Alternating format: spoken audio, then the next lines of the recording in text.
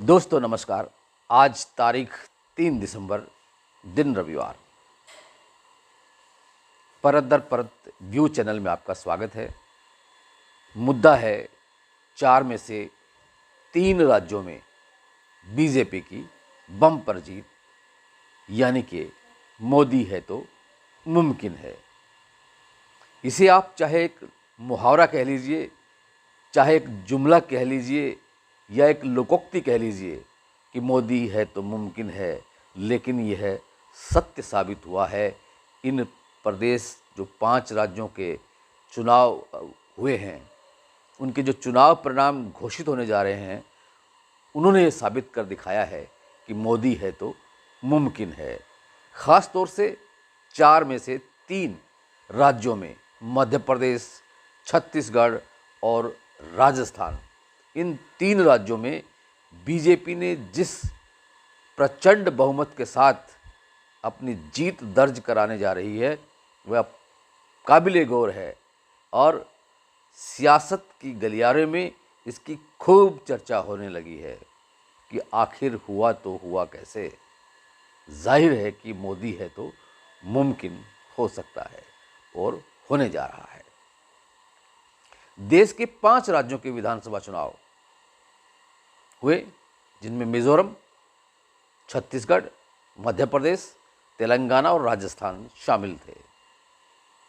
मिजोरम के चुनाव परिणाम कल यानी कि 4 दिसंबर को घोषित होंगे, लेकिन जिन 4 राज्यों के आज जो चुनाव परिणाम घोषित होने जा रहे हैं और उनमें जो रुझान सुबह से लेकर देर शाम तक चलते आ रहे हैं, उनसे ये पता चलता है कि 4 में से 3 राज्यों, कौन कौन से?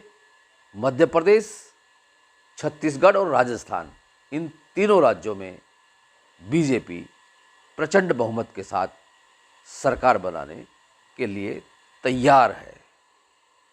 चुनाव परिणाम विधिवत अभी घोषित होने हैं, लेकिन रुझानों से स्पष्ट हो गया है कि इन तीनों राज्यों में बीजेपी सरकार बनाने जा रही है।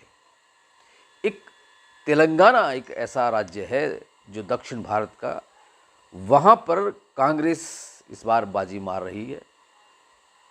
वहाँ पर केसीआर यानी कि के चंद्रशेखर राव, बीआरएस पार्टी की सरकार थी, लेकिन इस बार केसीआर हवा में उड़ गए। वो पराजित हो गए, बुरी तरह से पराजित हो गए हैं। वहाँ पर कांग्रेस ने अपनी जीत का डंका बजा लिया है। तो अब इन चुनाव को लेकर, इन चुनाव परिणामों को लेकर आप क्या सोचते हैं? एक बहुत बड़ा सवाल है कि इनके क्या मायने हैं। हालांकि कुछ ऐसे एग्जिट पोल भी आ रहे थे कि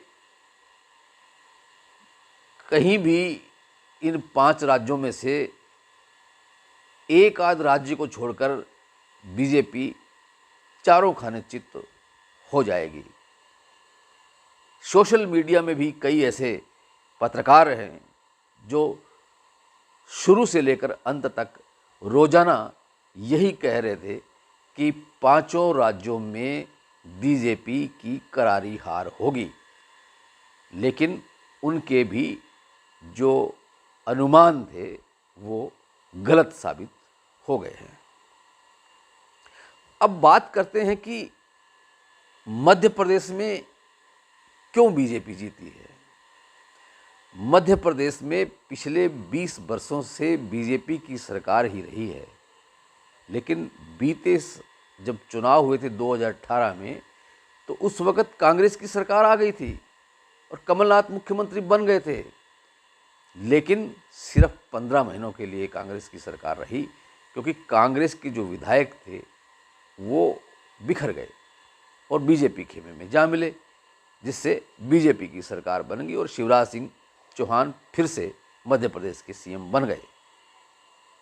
इस बार जो चुनाव हुए उसमें सत्ता विरोधी लहर तो चली, लेकिन वो पूरी तरह से कामयाब नहीं हो सकी। क्यों? कि शिवराज सिंह चौहान ने जो लाडली बहना की जो स्कीम लागू की है, उसका बहुत अच्छा असर महिलाओं पर पड़ा और महिलाओं के वोट प्रतिशत ज़्यादा बीजेपी के खाते में चले गए। एक और जो बात, जो कि INDIA विपक्ष का एक गठबंधन है, हालांकि इस गठबंधन ने इन चुनाव में कोई ज़्यादा अहमियत नहीं रखी है कि मिल के चुनाव लड़ेंगे, लेकिन फिर भी जब गठबंधन बनाया है तो कम से कम कुछ धर्म तो उसका निभाना चाहिए था। कांग्रेस जहां वो मध्य प्रदेश में चुनाव लड़ रही थी, वहीं पर समाजवादी पार्टी के नेता अखिलेश यादव ने भी 5 सीटों पर चुनाव लड़ने के लिए 5 सीटें कांग्रेस से मांगी थी कि 5 सीटें सपा को दे दी जाए, लेकिन कमलनाथ अड़ गए। कमलनाथ के घमंड ने ऐसा किया कि एक भी सीट सपा को नहीं दी और आज उसी घमंड की वजह से कमलनाथ को नीचा देखना पड़ा है। कमलनाथ की सरकार बन जाती अगर सपा को वो कुछ सीटें दे देते। जब सपा को सीटें नहीं दी तो सपा के जो वोट थे वो भी बीजेपी के खाते में चले गए, जिससे बीजेपी प्रचंड बहुमत की ओर अग्रसर हो गई। अब शिवराज सिंह चौहान वहाँ सीएम बनते हैं या नहीं बनते हैं, ये एक दिगर बात है। सीएम कौन बनेगा इस पर हम चर्चा कल करेंगे। फिलहाल चलते हैं छत्तीसगढ़। छत्तीसगढ़ में अक्सर यही कहा जाता था कि कांग्रेस की सरकार बन सकती है, लेकिन जो अब चुनाव परिणाम आ रहे हैं उससे साफ है कि वहाँ पर भी बीजेपी की सरकार ही बनने जा रही है।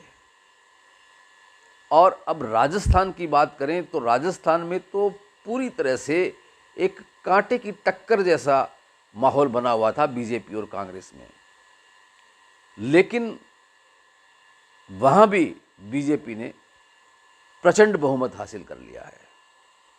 यानी कि जो मुख्यमंत्री थे अशोक गहलोत राजस्थान सरकार के कांग्रेस के, वो एक अपने आप को कहते हैं कि खूब बहुत बड़े मशहूर जादूगर रहे हैं, लेकिन उनकी जादूगरी कामयाब नहीं हो सकी, बल्कि नरेंद्र मोदी प्रधानमंत्री की जादूगरी का खेल चल गया। अब मोदी है तो मुमकिन है, मोदी की जो गारंटियां थी उस पे ठप्पा लग गया है। अशोक गहलोत ने भी 7 गारंटियां दी थी, लेकिन उन गारंटियों पे किसी ने भी विश्वास नहीं किया। हालांकि अशोक गहलोत ने अपने कार्यकाल में, मुख्यमंत्रित्व काल में जन सुविधाओं के लिए बहुत अच्छा काम भी किया, लेकिन राजस्थान में कन्हैया लाल का कत्ल होना एक बहुत बड़ा अपराध हुआ। इसके अलावा वहाँ भ्रष्टाचार भी खूब फैला और पेपर लीक का मामला भी हुआ, और सबसे बड़ी बात कि वहाँ पर अशोक गहलोत और सचिन पायलट गुट की वजह से कांग्रेस पूरे 5 साल तक कमज़ोर ही होती रही, और उसका नतीजा यह निकला है कि वहाँ बीजेपी प्रचंड बहुमत में आ गई। अब बीजेपी की पूर्व मुख्यमंत्री जो राजस्थान की है वसुंधरा राजे ने भी चुनाव जीत चुकी हैं, और वहाँ कौन सीएम बनेगा अभी कुछ नहीं कहा जा सकता। वसुंधरा राजे का सीएम बनना अभी मुश्किल लग रहा है, क्योंकि राजस्थान में सीएम के चेहरे के रूप में जहां बाबा बालकनाथ का नाम आ रहा है, वहीं गजेंद्र शेखावत का भी नाम आ रहा है, ओम माथुर का भी नाम आ रहा है, और दिया कुमारी का भी नाम आ रहा है। अब देखना यह है कि बीजेपी हाईकमान किसे सीएम बनाती है। विश्लेषण कार्यक्रम में आज इतना ही। कल फिर किसी नए मुद्दे के साथ आपसे रूबरू होंगे।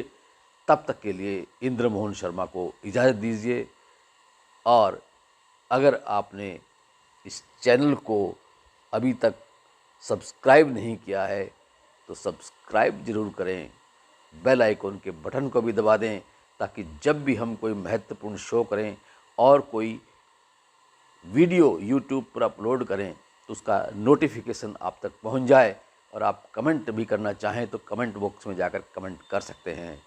अगर आपको ये वीडियो पसंद आया है तो इसे लाइक कीजिए और इसको शेयर कीजिए। आपका बहुत बहुत धन्यवाद, आपका बहुत बहुत शुक्रिया।